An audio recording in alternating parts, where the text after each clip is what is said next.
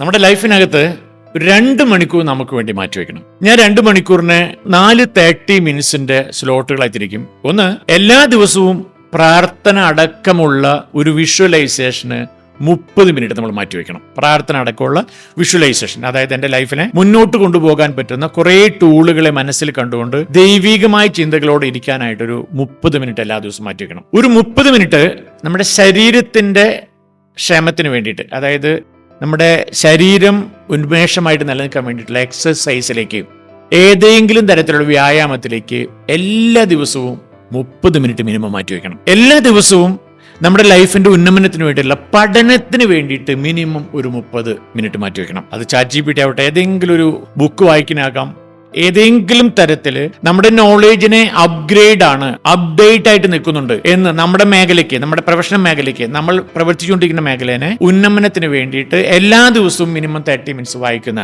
ഒരു ശീലം, വായിക്കുക പഠിക്കുക എന്ന ശീലത്തിലേക്ക് നമ്മൾ കൊണ്ടുവരണം. എല്ലാ ദിവസവും ഒരു 30 മിനിറ്റ് നമ്മുടെ ചുറ്റുള്ള ബന്ധങ്ങളെ നിലനിർത്താൻ, അതായത് ഫ്രണ്ട്സ് ആകട്ടെ, റിലേറ്റീവ്സ് ആയിക്കോട്ടെ, കസ്റ്റമേഴ്സ് ആയിക്കോട്ടെ, അത്തരത്തിലുള്ള ബന്ധങ്ങളെ നിലനിർത്താൻ എല്ലാ ദിവസവും ഒരു 30 മിനിറ്റ് മാറ്റിവെക്കുന്ന ഒരു ശീലം ഡെവലപ്പ് ചെയ്യാവുന്നതാണ്. ഇങ്ങനൊരു 4 സ്ലോട്ടുള്ള ഒരു 2 മണിക്കൂർ നിങ്ങൾക്ക് വേണ്ടി മാറ്റിവെക്കുന്നത് നിങ്ങളുടെ ലൈഫിനും പ്രൊഫഷനെയും ഉന്നമനത്തിലേക്ക് കൊണ്ടുപോകാൻ സഹായിക്കും.